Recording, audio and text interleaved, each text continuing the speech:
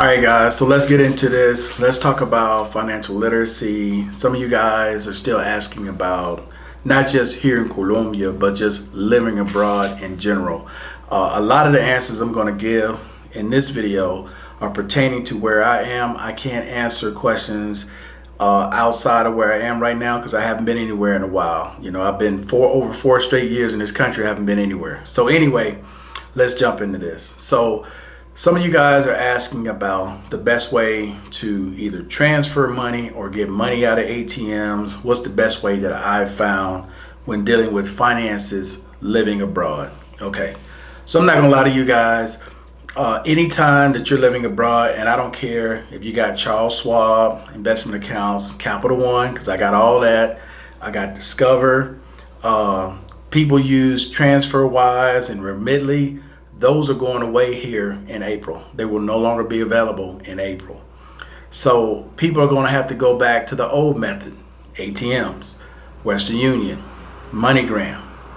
Those cost at least 6% or more. So if someone who's coming on a limited budget, these are things you have to add into it, right? This is a statement that I found, was recently posted on social media, of a guy in Germany. Read the top. Every time he uses his credit card, they're charging 6%. Now, I don't know where he shops, but he sounds like he's going somewhere like Monterey Mall, where they try to encourage you to spend cash.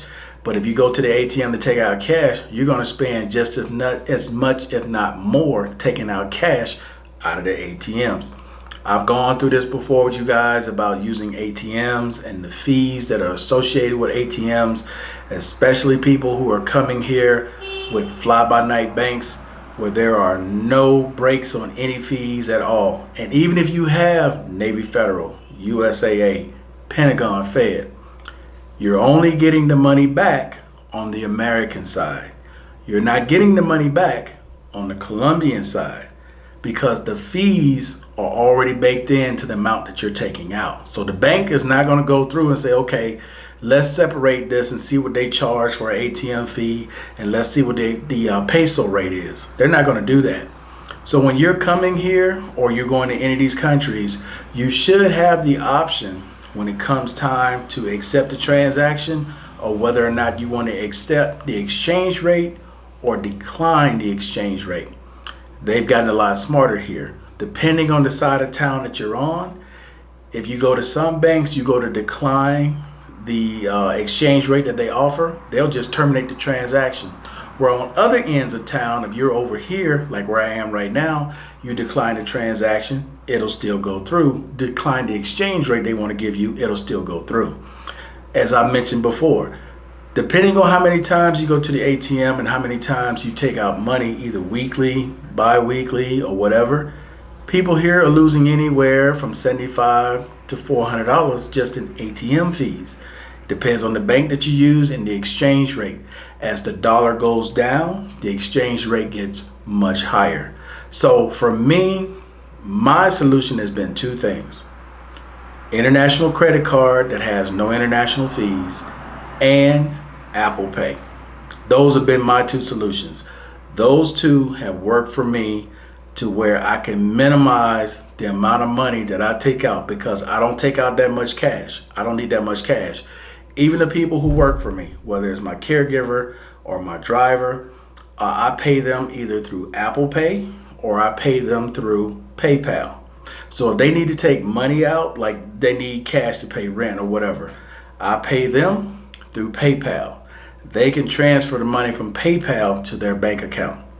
Same thing with Apple Pay. I can send them Apple Pay on the Apple card, cash card, and they can transfer that money to their bank account. I'm not having to go to the ATM.